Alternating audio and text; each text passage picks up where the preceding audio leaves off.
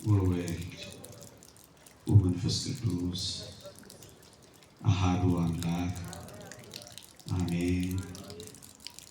ክቡራን መምህራን፣ አበው ካህናት፣ የተወደድክ ወንድማችን ሊቀ መዘምራን ይትባረክ ተገኝ፣ የተወደዳችሁ የሰንበት ትምህርት ቤት ደቀ መዛሙርት፣ ውርጩን ንፋሱን ዝናቡን ታግሳችሁ እግዚአብሔርን ፈልጋችሁ በፊቱ የተነጠፋችሁ የእግዚአብሔር ልጆቹ በልዑል እግዚአብሔር ስም እንደምን አመሻችሁ፣ እንደምን ሰነበታችሁ። ምሕረቱን ያበዛልን፣ እንደ በደላችን ያልከፈለን፣ እንደ ኃጢአታችን ያልተቆጣጠረን የአባቶቻችን አምላክ የእኛም አምላክ ልዑል እግዚአብሔር ዘላለማዊ ስሙ የተመሰገነ ይሁን። ለቀደምት አበው ለነቢያት፣ ለቅዱሳን ሐዋርያት፣ ለሐዋርያውያን አበው ለሊቃውንት የገለጸውን ጥበብና ምስጢር ለሁላችንም ይግለጽልን። ከዚህች ዕለት ከጻድቁ አባታችን ከአቡነ አረጋዊ ከሰማዕቱ ከቅዱስ ቂርቆስ ከእናቱ ከቅድስት ኢየሉጣ እግዚአብሔር ከሚያውቃቸው እኛ ከማናውቃቸው በበረሃ የተነጠፉ በዓለም የደከሙ ስለ እግዚአብሔር ራሳቸውን የሰጡ እንዳሸዋ የተበተኑ እግዚአብሔር በስም በሚያውቃቸው ከቅዱሳን ሁሉ በረከት ረድኤት የሁላችንም ያሳትፈን።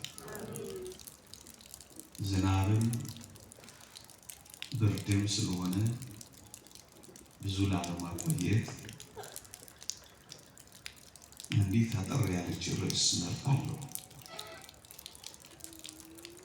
አትውረዱ በሚል ርዕስ እንማራለን።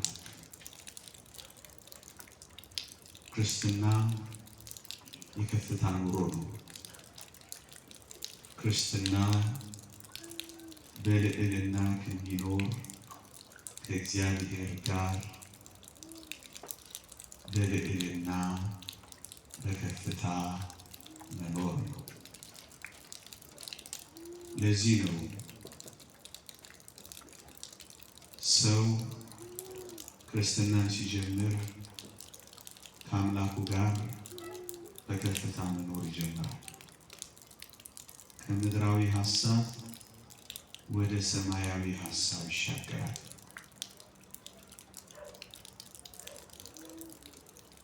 ሰማያዊ መሆን ይጀምራል። ከስጋዊነት ወደ መንፈሳዊነት ይመጣል። ከዚህ ዓለም ሐሳብ ወደ ዘላለም ሐሳብ ይሻገራል።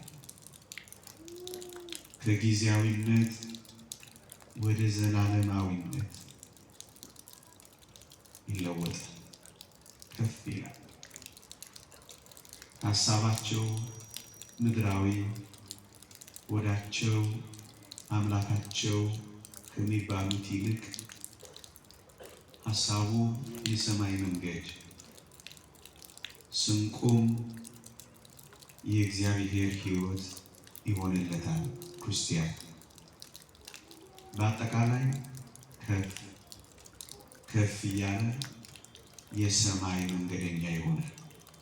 በነገራችን ላይ ክርስቲያኖች በመጽሐፍ ቅዱስ ላይ መንገደኞች ወይም የመንገዱ ሰዎች ተብለው ነበር የሚጠሩት።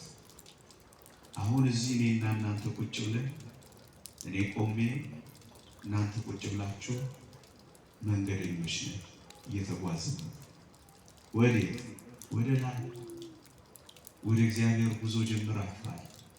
እዚህ ተራራ ላይ የመጣችሁ ብቻ እንዳይመስላችሁ ወደ አስደናቂው የእግዚአብሔር ጸጋ፣ ወደ አስደናቂው የእግዚአብሔር ምሕረት፣ ወደ አስደናቂው የዘላለም ሕይወት ጉዞ ጀምራችሁ ነው እዚህ የመጣችሁት።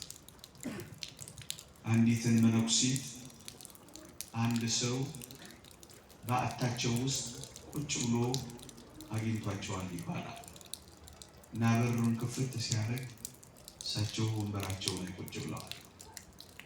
ምን ነው እናቴ እዚህ ተቀመጡ አላቸው። እሳቸው አስደናቂ መልስ መለሱ።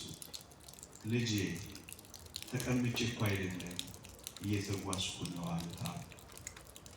ክርስቲያን ተጓዥ ነው። ከ30 ወደ 60 ከ60 ወደ 100 ከኮከብነት ወደ ጨረቃነት ከጨረቃነት ወደ ፀሐይነት ቀስ በቀስ ቀስ በቀስ እየደመቀ ነው የሚሄደው። ከጨለማ ወደሚደነቅ ብርሃን ነው የሚሸጋገር። ከመብላት ወደ አለመብላት ነው ከፍ የሚለው። ከተናጋሪነት ወደ ጭምትነት ነው የሚሄደው። ሰው ብቻ ከመሆን ስጋዊ ብቻ ከመሆን መንፈሳዊ ጭምር ወደ መሆን ነው የሚመጣው። ስሜታዊ ከመሆን እውቀታዊ ወደ መሆን፣ እውቀታዊ ከመሆን መንፈሳዊ ወደ መሆን ነው የሚሸጋገረው። የማይሸጋገር ክርስትና ክርስትና አይደለም። እየጨመረ ማይሄድ ከፍ እያለ ማይሄድ ክርስትና የቆመ ነው፣ ይሸታል። የቆመ ነው፣ ይበላሻል። ስለዚህ ወደ ከፍታ ነው ክርስቲያን የሚሄደው። በከፍታዎች ላይ ነው የሚቆመው። የእግዚአብሔር ጸጋ፣ የእግዚአብሔር ምሕረት፣ የእግዚአብሔር ይቅርታ፣ የእግዚአብሔር ህላዌ፣ የእግዚአብሔር ማንነትን ለሰው ከፍ እያለ ሲሄድ ነው የሚገለጥ። ለዚህ ነው በዚህች ምሽት እንዳትወርዱ ልላችሁን የቆምኩት። ቅዱስ ጴጥሮስን ላስቀድም። ታስታውሱ ከሆነ ነሐሴ ላይ ቤተክርስቲያን የምታስተምረው የደብረ ታቦር ትምህርት አለ። ጌታችን ወደ ከፍታ ይዟቸው ወጡ። ከእሱ ጋር በተራራው ጥቂት ጊዜ እንዲያሳልፉ ምስጢር ሊያሳያቸው ወሰዳቸው። ወደ ተራራው ወጣቸው። ምን አይነት አስደናቂ ተራራ ነው! ቅዱስ ጴጥሮስ ቅዱሱ ተራራ ይለዋል ደብረ ታቦር። በዚያ አባቶቻችን እንደሚነግሩን የትንሣኤ ሕይወትን፣ የዘላለም ተስፋን፣ የክርስቶስን ማንነት ጥቂት እፍታዋን ብልጭ አድርገላቸው። መቆም አልቻሉ፣ መናገርም አልቻሉ። እነሱ በዛ ሰውነት ውስጥ ያንን መገለጥ መቋቋም አልቻሉ። በዚያ ሰውነት ይህንን ምስጢር ማየት ከባድ ስለሆነ ወገኖቼ፣ ባልተለወጠ ሰውነት፣ ባልተመለሰ ማንነት ወደ እግዚአብሔር የምስጢር አዳራሽ፣ ወደ እግዚአብሔር የምስጢር ድንኳን መግባት ምንኛ ያስፈራል!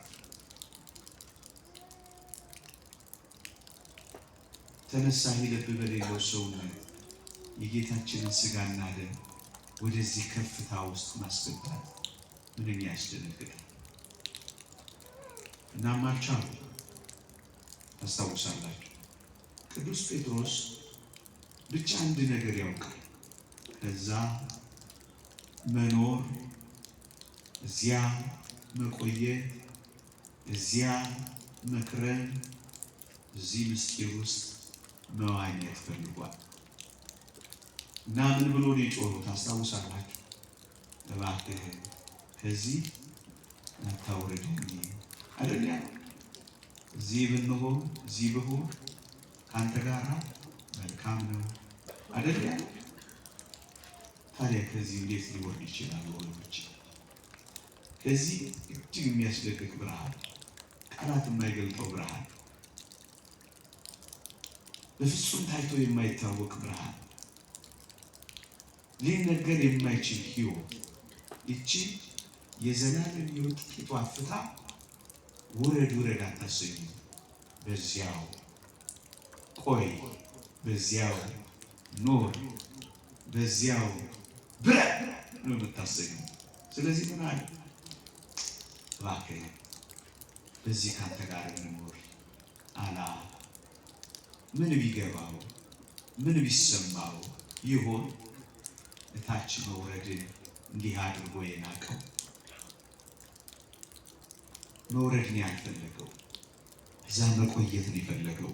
የተወደዳችሁ ክርስቲያኖች ይህንን ምስጢር ያዩ ሰዎች ዓለም ታንስባቸዋለች። ነገር እግዚአብሔርን የተረዱ የእግዚአብሔርን ምስጢር እያወቁ ይሄዱ ከእግዚአብሔር ጋር ለዘላለም ለመኖር ምስጢሩ የገባቸው ሰዎች በዓለም መኖር በጣም ያንስባቸዋል። ዓለም ታንስባቸዋለች እና ወደ ዓለም መመለስ አይፈልጉም። በዚያው ነው መኖር የሚፈልጉት። ቅዱስ ጴጥሮስ ይህንን ብርሃናዊ ሕይወት የጌታችንን የባህሪ አምላክነት መገለጥ ይህንን አስደናቂ ድምፅ ይህንን ግርማ ካየ በኋላ ዓለም አነሰችበት። ምዕመናን ወደ መንፈሳዊ ሕይወት ከመጣን በኋላ እኮ ካልገባን በቀር ዓለም እኮ ታንስብናለች። ደስታዋ አጭር ነው፣ ታንስብናለች። ድምቀቷ አጭር ነው፣ ቶሎ ትወይባለች። ሳቋ አጭር ነው፣ ቶሎ ታለቅሳለች። በጣም ትንሽ ነው የምትሆነው። በዓለም ያለውና በዓለም ውስጥ የሚኖረው በጣም መናኛ ነገር እንደሆነ ነው የሚሰማው። ወደዚህ ከፍታ የመጡ ሰዎች ዓለምን በጣም ትኩረት አይሰጧት፣ በጣም አይደነቁባት፣ በጣም አይማረኩባት። ምክንያቱም የሚበልጠውን እየቀመሱ ስለሚሄዱ ከሚበልጠው ጋር እንደሚኖሩ ስለሚያምኑ ለዚህ ነው የሚንቋት። ዓለም ታንስባቸዋለች። ይኸውላችሁ በዚህ በአውሮፕላን በጣም በብዙ ሺህ ጫማዎች ከፍ ባላችሁ ቁጥር ይቺ ምድር ደቃ ነው የምታየው፣ ነጥብ ሆና ነው የምታየው። ልክ እንደዚህ ማለት ነው። በመንፈሳዊ ሕይወት ከፍታ እግዚአብሔርን ወደ ማየት ከእግዚአብሔር ጋር ወደ መነጋገር የእግዚአብሔር የዘላለም ሕይወት ምስጢር እየገባቸው የሚመጡ ሰዎች ዓለም እንደ ነጥብ እንኳን ባይናቸው ፊት አትሞላም። ስለዚህ ምን ሊያረጉ ይወርዳሉ? እዚህ መሆን ለኛ መልካም ነው ብሎ ቢጮት እኮ ለዚህ ነው። ከተራራው መውረድ የማይፈልጉት እኮ ለዚህ ነው። ታንስባቸዋለች።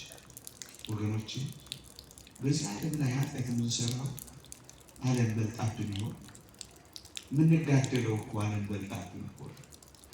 ምንኳረፈው እኮ ዓለም በልጣብን እኮ ነው። ምንገፋፋው እኮ ዓለም ቁም ነገር መስላን እኮ ነው። ምናኮርፈው እግዚአብሔር፣ ምናማው እግዚአብሔር፣ ምናማርደው እግዚአብሔር፣ ምንነፈርቅበት እግዚአብሔር፣ ጀርባ ምንሰጠው እግዚአብሔር ዓለም ገዝፋብን እንዳይሆን ተጠንቀቁ። ዓለም የገዘፈችበት ሰው በተቃራኒው እግዚአብሔርን እንደ ነጥብ ነው የሚያየው።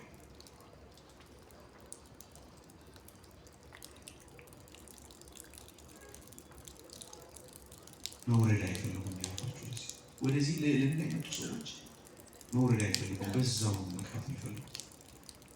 ቅዱስ ጴጥሮስ አታውርደኝ ሲለው ወይም በዚህ መሆን ለእኔ መልካም ነው ብሎ ሲጮህ ቤት የለውም።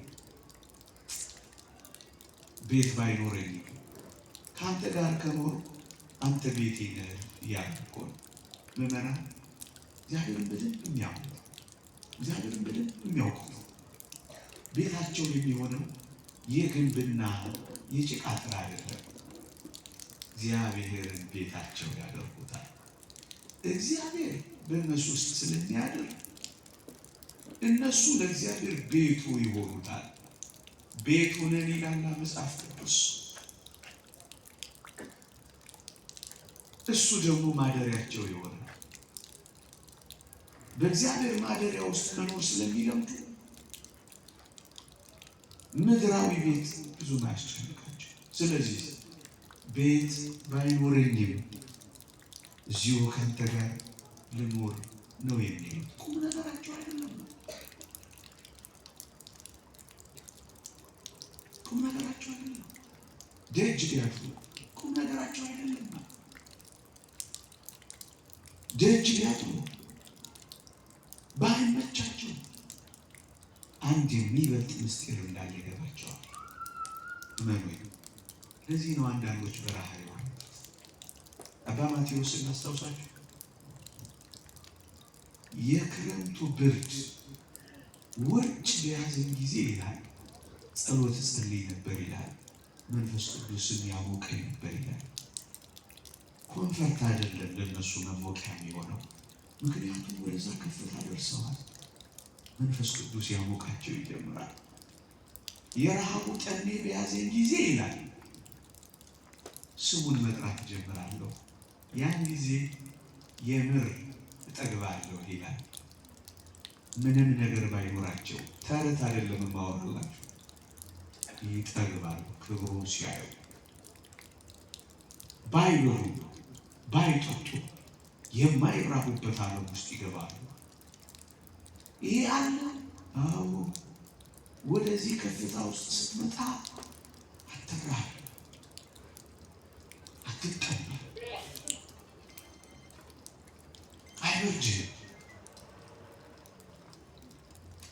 ተራራው ሸንተረው ለእነሱ ቤታቸው ይሆናል። ቤታቸው ብቻ አይደለም መቅደሳቸውም ይሆናል። የአባቶቻችንን የባህታውያንን የመናንያንን ሕይወት አይታችሁ ከሆነ ምድረ በዳውን እንኳን ሳይቀር እንደ ቅድስተ ቅዱሳን ምስጋና እያቀረቡ መስዋዕት ይሰውለታል፣ መቅደስ ያደርጉታል። ምድረ በዳው ወደዚህ ከፍታ ነው የሚመጡት። በመቃርዮስ ከብዙ ዘመን በኋላ ሰው አግኝቶ ያለውን አታስታውሱ? ፀሐይ አሁን አለች የለችም ብሎ እኮ ጠይቋቸው። ወይዘሮ ፀሐይ እንዳይመስል ወዳለ በአስደናቂ ብርሃናዊ ሕይወት ውስጥ ስለሚኖር ፀሐይ ትኑር አትኑር ወደ አለማወቅ ሁሉ ገብቷል። ሰው ሲያይ ሴት ይሁኑ ወንድ ይሁኑ እስከማይለዩበት ሰዓት ይደርሳል። የክርስትናን ጥልቅነትና ከፍታ ነው ነግራችሁ። ቤት ባይኖራቸው፣ ድንኳን ባይኖራቸው፣ ደጅ ቢያድሩ ባይመቻቸው መውረድ አይፈልጉም። በዚያ የክርስትና ልዕልና ከፍታ ውስጥ መኖር ብቻ ነው የሚመርጡት። ለዚህ ነው ቅዱስ ጴጥሮስ ይህችን ምስጢር ካየ በኋላ እባክህ አታውርደኝ ያለው። ምን ማለት መሰላችሁ? ወደዚህ ሕይወት የገቡ ሰዎች ከዓለም መለየት ይጓጓል። በዓለም ላይ ብዙ መኖር አይፈልጉም። ልባቸው በመናፈቅ ይዘላል እግዚአብሔርንና የእግዚአብሔር መንግሥት። ለዚህ ነው ቅዱስ ጴጥሮስ ያንን ስላየ ወደ ዓለም ለምን ይመለሳል? በዛው ቢቀር ይሻላል። ጻድቁ ኢዮብ እኮ እንዳለ ነው። ያን ሁሉ መከራ አየ፣ እዛ ያን ሁሉ ካሳ ከእግዚአብሔር ተቀበለ። በመጨረሻው የሕይወቱ ዘመን እንደ ኢዮብ ልጆች በምድር ላይ ቆንጆች አልተገኙም ይላል መጽሐፍ ቅዱስ። እግዚአብሔርም ሁለት እጥፍ ባረከው ይላል ጸንቶ ስለቆየ። ከዚያ ግን ምንድን ነው ኢዮብ የሚለው? ከዚህ ቁርበቴ ከተለየው በኋላ ከሞትኩ በኋላ ማለት ነው፣ ከዚህ ስጋዬ ከተለየው በኋላ እግዚአብሔርን ፊት ለፊት አየዋለሁ፣ ዓይኖቼም ይመለከቱታል፣ ልቤ በመናፈቅ ዝሏል የሚለው ይናፍቃል። ወደዚህ ልዕልና ወደዚህ ከፍታ የመጡ ሰዎች በኖርኩ እያሉ እዚህ ዓለም ላይ አይቀድም አይሟሟቱ። ይልቅ የሚናፍቁት ያቺ የቀምሷት ሕይወት ናት። የቤተ መቅደሱ ሕይወትና ይሄ ከሆነ የዛችኛው የቷ መቅደስ ሕይወት እንዴት ቢሆን ነው ብሎ ነው የሚገኙ። ይሄ ዝማሬማ እንደዚህ ከሆነ ያኛው የዘላለም የመላእክትና የቅዱሳን ዝማሬማ እንዴት ይሆን ብለው ነው የሚያስቡት። መሄድ ነው የሚፈልጉት። ዓለም ማነስ ብቻ አይደለም፣ ለመለየት ይጓጓል።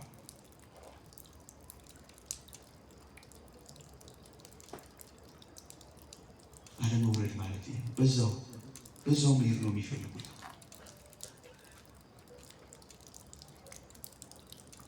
አንስባቸው ማለት ቅዱስ ጴጥሮስን ጥቂት ደቂቃ ትንሽ እንየው እስኪ፣ ከዛ መለሳለሁ። ቅዱስ ጴጥሮስ በዚያች በደብረ ታቦር 3 ዳስ ልስራልህ ለአንተ፣ ለሙሴ፣ ለኤልያስ ያለ ይናገር ነበር።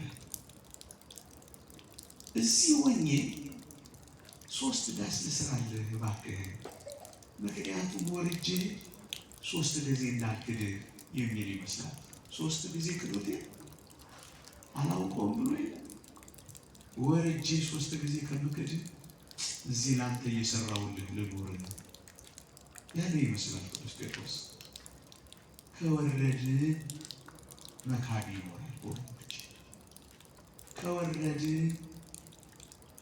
መፍራት ይኖራል ወገኖች፣ ከወረድ መሳሳት ይኖራል ወገኖች። ለዚህ ነው እዚህ 3 ዳስ እየሰራሁልህ እያገለገልኩልህ ኖር፣ እዚያ 3 ጊዜ ከምክድህ አታውርደኝ የሚለው ለዚህ ይመስላል። ወጣቶች በዚህ ቤተክርስቲያን ሕይወት በዚህ ከፍታ፣ በዚህ ዝማሬ፣ በዚህ ጉባኤ፣ በዚህ ቅዳሴ፣ በዚህ ጾም መቆየት ማገልገል እግዚአብሔርን እታች ወርዶ ከመካድ ጋር ምን ያነጻጽራል? ከወረድክ ሊቀ ካህናቱ ሐናና ቀያፋ ያስክዱሃል። ከወረድክ ያስፈራሩሃል። ከወረድክ ምንም እንደሌለ ያስጨንቁሃል፣ ትክዳለህ። ስለዚህ ታች ወርጄ ከምክድህ እዚህ እንዳመንኩህ ልኖርልህ ነው የሚባለው። ወገኖቼ ተርበንም ቢሆን እዚህ እንኖርለት፣ ባይመቻችሁም ግድ የላችሁም። ብዙ ወንድሞች፣ ብዙ አባቶች ያዋጣ ኪሳራ የሌለው በትርፍ የተሞላ ማንም አይዋሻችሁም። እናንተ ግድ የላችሁ፣ ቤት ባይኖራችሁ ባይመቻችሁ እደጅ ብታድሩ ምስኪንና ጎስቋላ ብትሆኑ ግድ የላችሁ፣ ከሱ ጋር አትውረዱ። ከወረዳችሁ ዋና ሕይወታችሁን ነው የምታጡት። ዋና በትርፍ እኮ አይደለም፣ በዋና እንዴ እና ታውረደኝ የሚለው እንዳትክድህ። ይኸውላችሁ በዓለም ላይ በዚህ ዘመን ብቻ አይደለም፣ በሚመጡትም ዘመናት ማስካድ ነው። ለምን ትኩዱታላችሁ? አሁን እንደውም ቀላል ነው። በሚቀጥሉት ዘመናት በብዙ ምልክቶችና ድንቆች ብቻ አይደለም፣ በጉልበትም ጭምር አትበላም እያለ ያስክዳል። ምግብ እያሳጣ መጠጥ በዘዴ ታዲያ ለምን ትወርዳላችሁ? ቢርባችሁ፣ ቢጠማችሁ፣ ባይመቻችሁ፣ ስራ ባይኖራችሁ ስራችሁ አምላካችሁን በማምለክ በዚህ ከፍታ ላይ ለመኖር ተዘጋጁ። ስራ ምንድን ነው ሲሉት ነቢዩ ዮናስን አታስታውሱ? እንዲህና እንዲያ ነው እያለ አይደለም እኮ የኖረው። እግዚአብሔርን ማምለክ ስራዬ ነው ያለው። ወዳጄ ስራ እሱ፣ ያኛው ተጨማሪ ነው። አትውረዱ። ቅዱስ ጴጥሮስ እንዲህ የሚል አይመስላችሁ? አብሬ ከአንተ ጋር አብሬ ካልኖርኩ ካልኩ በኋላ ብቻህን እንዳልተወ እባክህ አታውርደኝ የሚል አይመስላችሁ? እዚህ ደብረ ታቦር እኮ በዚህ መሆን ለእኛ መልካም ነው ብሎ የለመነው። እዚህ ልኖር ከአንተ ጋር ያለው የተማጸነው። ሲወርድ ግን ጌታውን ትቶ ነው የፈረጠጠው። እዚህ መሆን ለእኛ መልካም ነው። እየዘመር እዚህ መሆን በጸጥታ ለኛ መልካም ነው። እዚህ መሆን እየተቀደስን መኖር ከርኩሰት ይልቅ እጅግ በጣም መልካም ነው። ታች ስንወርድ ግን ብቻውን ክርስቶስን እንዳንተው ብቻውን እንዳንተው ከወረድ ትተዋል። የሚያስተውል ነገር ብዙ ጥጋብ ያስተውሃል። ተሳውሱ በበላችሁና በጠገባችሁ ጊዜ ያልማሳችሁትን ጉድጓድ ያልተከላችሁትን ወይ ያልከተሟቸውን ከተሞች ባገኛችሁ ጊዜ አምላካችሁን እግዚአብሔርን እንዳትረሱ። ከወረድ እንደ ዴማስ ልትተው ትችላለህ። ዓለም ሕይወት ታብረቀርቃለች፣ እውነት ትመስላለች፣ ውብ ትመስላለች፣ አጊጣለች፣ አሸብርቃለች። ደግሞ ሰይጣን ያታልላል። በጣም ትሪክ ማታለል ነው ስራው፣ ያታልላል። ብቻህን ስትጠግብ ብቻህን እንዳትረሳው። እዚህ ሆነ ብታስታውሰው አይሻልም? ምንም ወንድ የለም። ቅዱስ ጴጥሮስ እንደዛ ነው የሚመስለው። እታች ወርጄ ብቻህን ከምተውህ ከአንተ ጋር አብሬ ልኑርልህ። እመነኝ፣ ከወረድክ ትተዋለህ፣ መዝሙሩን ትተዋለህ፣ ዝምታን ትተዋለህ፣ ጸሎትን ትተዋለህ፣ ስለ ንጽህና ማሰብን ትተዋለህ። ሁሉንም ነገር ነው የሚያስተውል ያለ ዴማስ የአሁኑን ዓለም ወዶ ትቶኛልና የሚለው እኮ ለዚህ ትታይዋለሽ መልሻች ስቶች ያስተውሻል። ስለዚህ እዚህ ከፍታው ላይ አብረኸው መኖር ላይ እየተራክ አብረኸው ረሃብ ጥቂት ነው።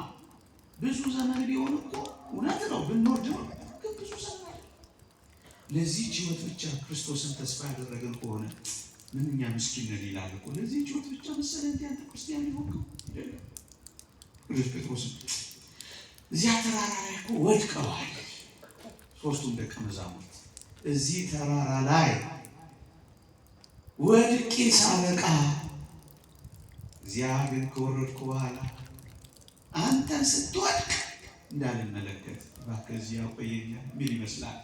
ተራራው ላይ ሐዋርያቱ ወድቀዋል፣ ታስታውሳላችሁ። መቋቋም አቅቷቸው እታች ምድር ላይ ግን ጌቴሴማኒ ክርስቶስ ወድቋል።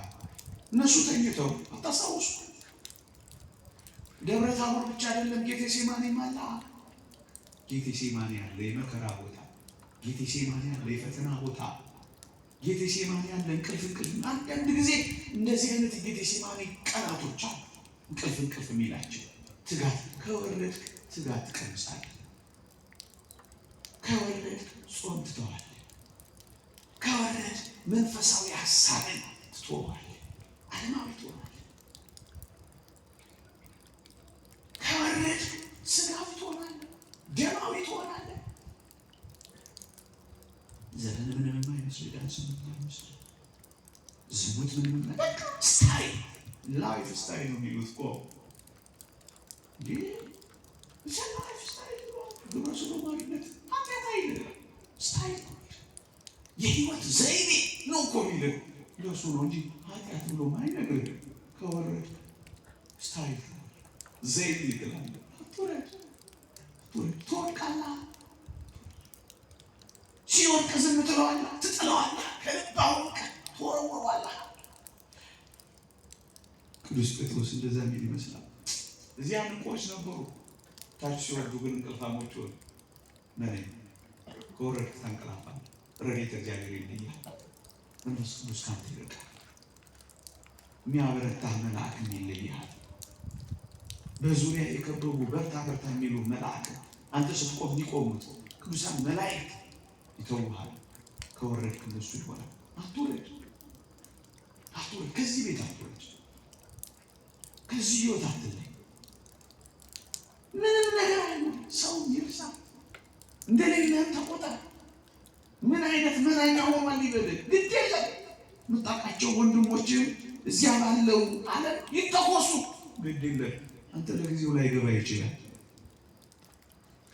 ይተኮሱ፣ ግድ የለም። አንተ ደግሞ ኮስስ፣ ግድ የለም። እግዚአብሔርን በልብህ አኑረሃል፣ ታላቅ ሕይወት ጀምረሃል።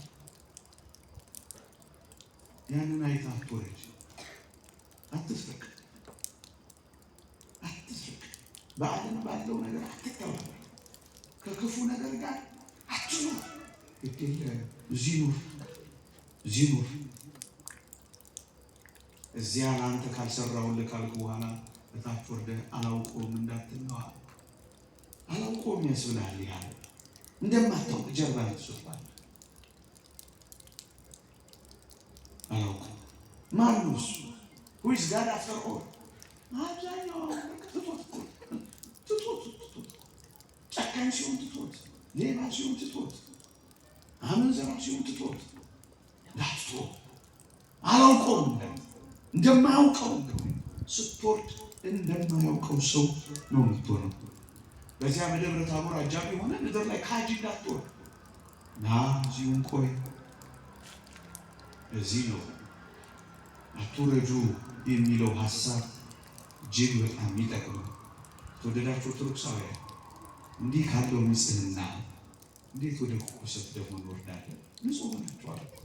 እዚህ ተራራው ላይ የእግዚአብሔርን ቃል እየሰማችሁ ትቀደሳላችሁ። ንስሐ እየገባችሁ ትቀደሳላችሁ። ሥጋውንና ደሙን እየተቀበላችሁ ትቀደሳላችሁ። ጾም እየጾማችሁ ትቀደሳላችሁ። ጸሎት እየጸለያችሁ ትቀደሳላችሁ። እየነሳ ነው የምንሄደው። ግድ የለም እንኳን በአንድ ጊዜ እሱ ቲያትር ነው፣ እሱን አንልም።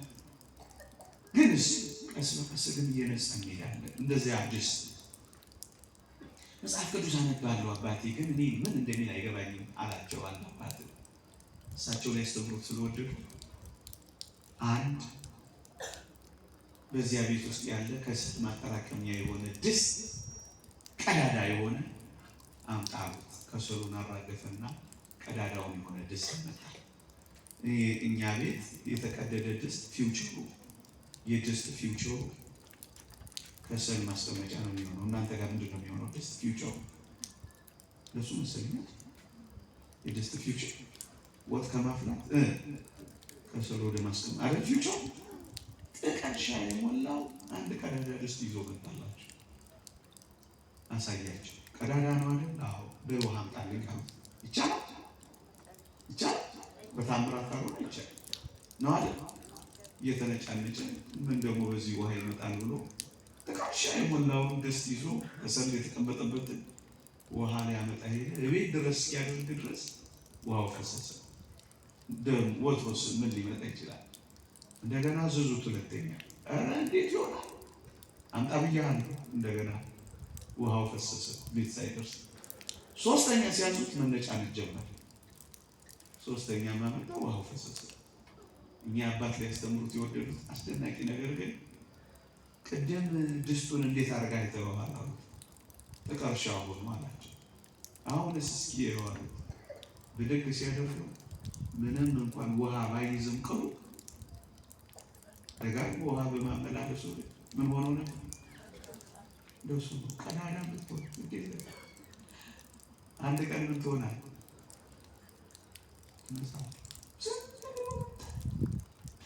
ታዲያ ከዚህ ንጽሕና ወዴት ወደ ርኩሰት ይወርዳል? አደራችሁ ዓለም እንደዚህ ይሆንች። እናንተ ግን እዚህ በንጽሕና ተራራ ላይ ቆሙ። እንዲህ ካለው መረጋጋት እንዴት ነው ደስ ወደማያሰኙ ሁከት የምትገቡት?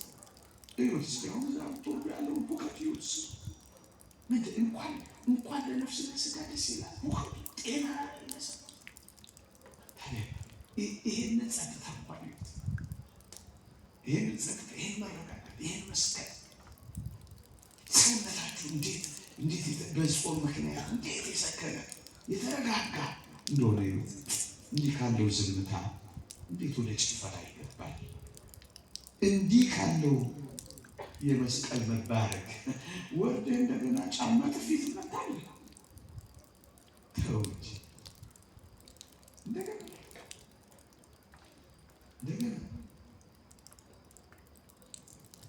እንዲህ ካለው የጽማዊ የዝምታ የሰከነ ህይወት እንዴት እንደገና ወርደ እየበላ እየጠጣ ሰውነትን እሳት ትለክበታል። መብላት ብዙ መጠጣት እሳት እንደመለክ ነው። እርግጠኛ ነኝ እነዚህ አጽዋማት ወራት ህልማቸው እንኳን ምርጥ ነው የሚሆነው። በሰውነት ተፈጥሯዊ መነሳት መነሳሳት እንኳን ይቀሰቅሳል። ታዲያ ከዚህ ወርድ እንደገና እሳት ትለቅበታለህ ሰውነት ላይ በመብላት በመጠጣት ወደዚህ እንደገና መጨመር ነው እንጂ ወደ ከፍታ መውጣት። ወደዚህ ከፍታ የመጡ መውረድ አይፈልጉም። በዚያው ነው የሚቀጥሉት። ጥቂት ምስክርነቶችን ጥቂት አብነቶችን እንይና ነገር ይሸጠለው። በአጭር ቃል ከቤተ ክርስቲያን ወዴት ትወርዳላችሁ? ቤተ ክርስቲያን እኮ ሕይወታችሁ ነው። እዚህ በጥምቀት ትወልዳችኋል። እዚህ ከክርስቶስ ጋር ተዋህዳችኋል። እዚህ ከመንፈስ ቅዱስ ተካፋዮች ሆናችኋል። ትዳራችሁ እዚህ ያለ መሠዊያው ስር ትቀበላላችሁ። ለዘላለም ከክርስቶስ ጋር ትኖሩ የምትሄዱባት ቤታችሁ እቺ ቤተ ክርስቲያን ናት። ልትታመሙ የምትፈወሱባት ሌላ ምን ቤት አላችሁና ትወርዳላችሁ? እንዲህ ካለው ዝማሬ ወደ ቤት ዘፈንና ዘለል ትወርዳላችሁ። ይህ ቤት እንዲህ ካማረበት የዘላለሙ ቤትማ እንዴት ሊሆን ይችላል? እንዴት ሊሆን ይችላል? ከዚህ ዕጣን እንዴት ሺሻና ሐሺሽ ወደ ማጨስ እንዴት ትሄዳላችሁ? እሱን ነው አትወረዱ የምንላችሁ። ሆነን ጥያቄ ብዙ በመሃል ይህ የተወደደ ወንድማችን ለብዙ ዘመናት እዚህ ሲያስተምራችሁ ነበር። አሁን ሄዷል። ና ውረድ ብትሉት ይመጣል? ምን አላችሁ? እናንተ ነው እንጂ እኔ ምን አልልም ነው። ምን ያደርጋል? ከዚያ ዝማሬ ከዚያ አምላኩ ወደ ማየት ከቀረቡ በኋላ እንደገና እዚህኛው ላይ ነው ቦቱ እናንተ ነው ይለን አይደል? ነው አይደል? ቅዱሳን ጻድቃን ደጋግ ሰዎች ኖ ብንሏቸው ምን አንወርድም ነው የሚሉት። እንኳን እንዲህ ወዳለው ታላቅ ጸጋ የገባ ሰው ቀርቶ ያን መነኩሴ ላስታውሳችሁ። ወጣት ልጅ ደስ የሚል የመነኮሳትን የጸጥተኝነትና የጸሎት የትጋት የመንኖ ጥሪ የትጋህ ሌሊት ከአጋንንት ጋር ያለውን ውጊያ ደግሞ ጸጋቸውን ካየ በኋላ በጣም የባለ ጸጋ ልጅ ምን አደረገ? ወደ እነሱ ሕይወት ገባ። ማለት ነው እዛው ቅርብ ያለ ነገር አለ የተባለ እኮ የናጠጠ ሀብታም ልጅ ነው። ከጥቂት ዓመታት በኋላ የወጣኒነቱን ጊዜ እየፈጸመ እያለ በጣም ባለጸጋ አባቱ ሞተና ወደ ገዳሙ መልእክት ተላከ። ምን የሚል መልእክት? ባለጸጋ አባት ሞቷልና ናና ሀብቱን ውረድ፣ ብቸኛ ልጅ ነበር ብለው ላኩ። ይውረድ አይውረድ? ይውረድ አይውረድ? ብርዱ ገደላችሁ እንዲህ አላችሁ? መቼም ተነካኩ አይደላችሁ? እንደናጀሬ እንዳትነካኩ እናቴ ወደም አትነካኩ። ምን እንዳላችሁ ታውቃላችሁ? በጣም ደስ የሚል መልስ። አባቴ ከመሞቱ ከረጅም ዓመት በፊት እኔ ሞቻለሁ።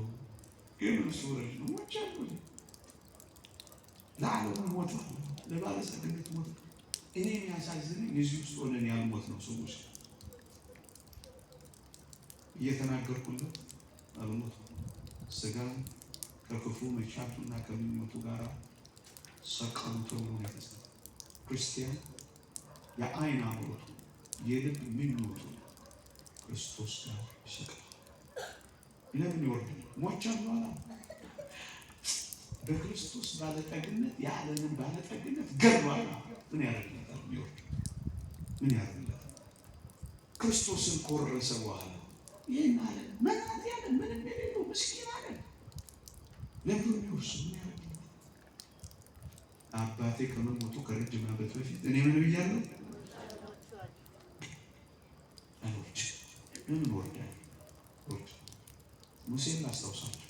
ሙሴ ሊቃውንት ሲያስተምሩ በደብረ ሲና በዛች ታላቁ ተራራ ሐመልማል ከነበልባል ነበልባሉ ሐመልማሉን ሳያቃጥለው ሐመልማሉ ነበልባሉን ሳያጠፋው ያን ምስጢረ ተዋህዶ የአምላክን ሰው የመሆን ምስጢር ካየ በኋላ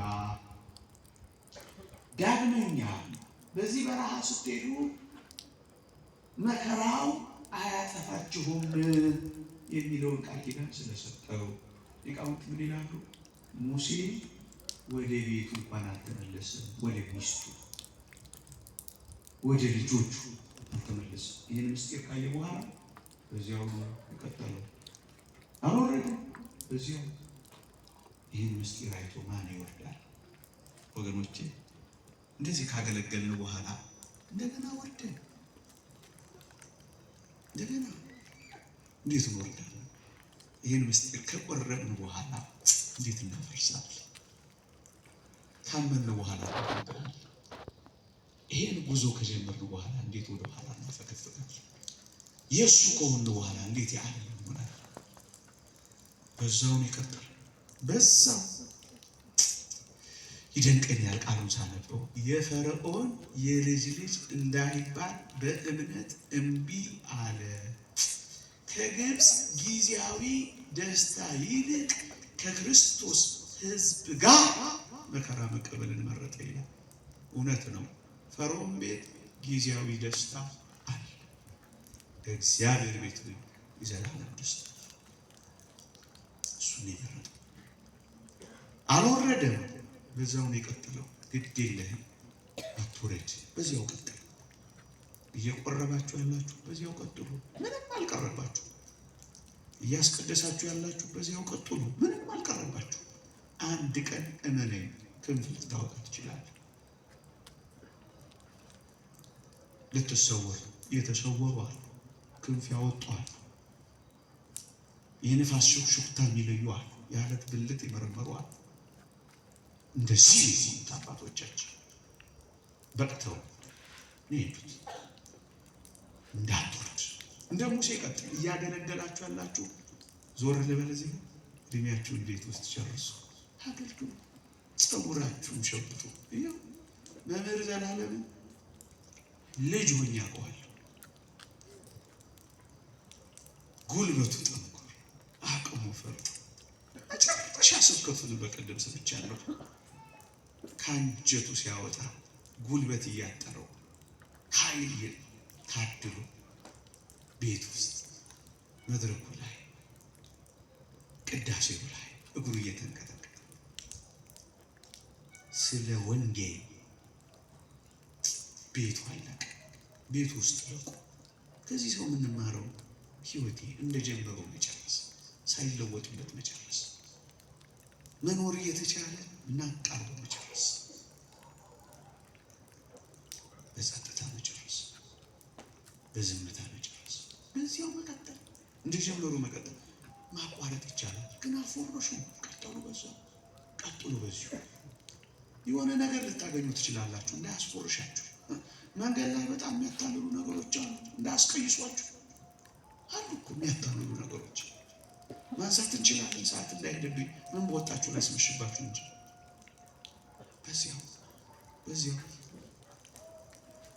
በዚያው የጋድ የምናሴ የሮቤል ነገድ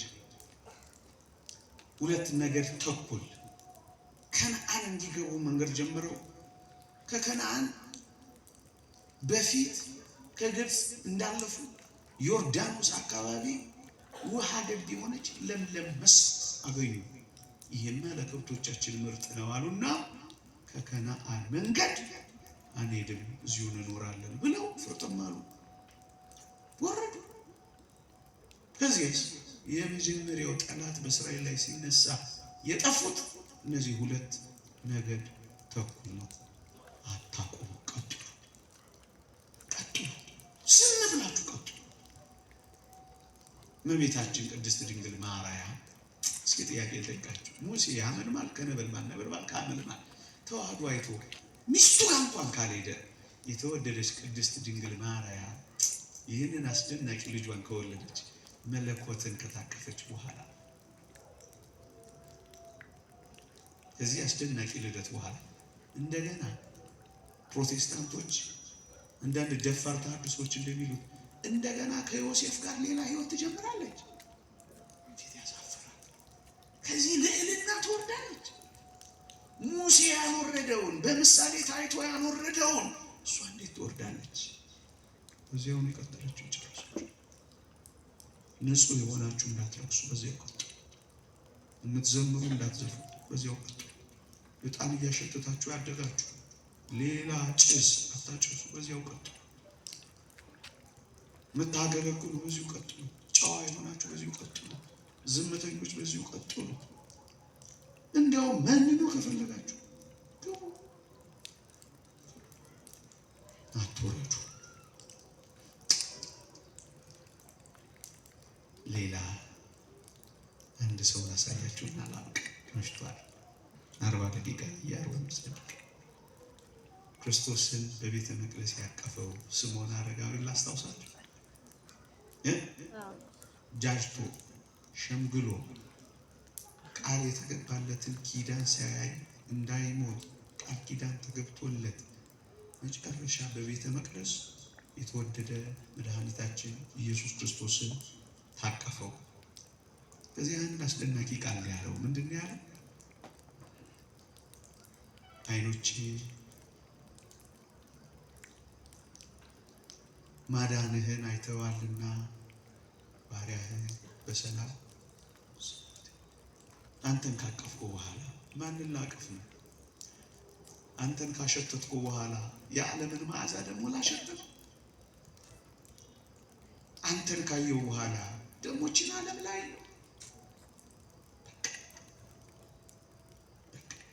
ይበቃል። ከቆረብን በኋላ ምን እንፈልጋለን? እዚህ ከመጣን በኋላ ሌላ ዓለም አለ። አላያችኋት?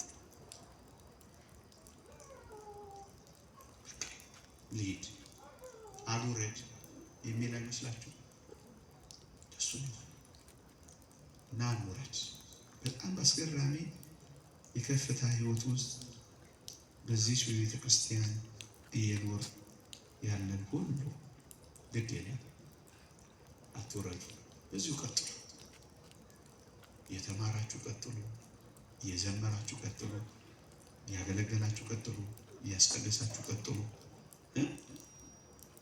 ሚስጥር እያያችሁ የተሳተፋችሁ የቆረባችሁ ቀጥሉ። ምንም ይሁን ምን አትናወጹ፣ አታቋርጡ፣ አትወረዱ። የወረዱ በሙሉ ተበድለዋል፣ ረክሰዋል። የሴት ልጆች ከቅዱሱ ተራራ ወርደው ከቃይን ልጆች ጋር መኖር ሲጀምሩ በዝሙት ረክሰዋል። ዓለም ያላት ይህ ብቻ ነው። ትንሽ ማታለል አላት፣ ብዙ ጉዳት ግን አላት። ለጊዜው ቀን ትመስላለች፣ ፍጻሜዋ ግን ሞት ነው። እና አትታለሉ፣ አትታለሉ። ብስኩት አደባባይ 2 ዛፎች አሉ። እነሱን የነካ ልብ ይሰውራሉ። ሰውረው አታውቁትም? ሽማግሌዎች አይደላችሁ ማለት ነው። እንደዚህ ገደል ይከታሉ። ከገደል አንስተው ሽማግሌ ያለው ለጅብ ይሰጣል። ሲጀምር ግን ብስኩት አደባባይ ነው። ከብስኩት አደባባይ ነው የሚጀምረው ከማታለል ወዳጅ። እሺ ገደሉን እና ለጅብ መስጠቱን በኋላ ከተቀረጠፍኩ በኋላ ነው የምታየው። እና ብስኩቱን ተውና ገደሉን አይተህ ተመለስ። አትወረዱ። እግዚአብሔር ቸርነት፣ የእመቤታችን አማላጅነት፣ የቅዱሳን በረከት ረድኤት አይለየን።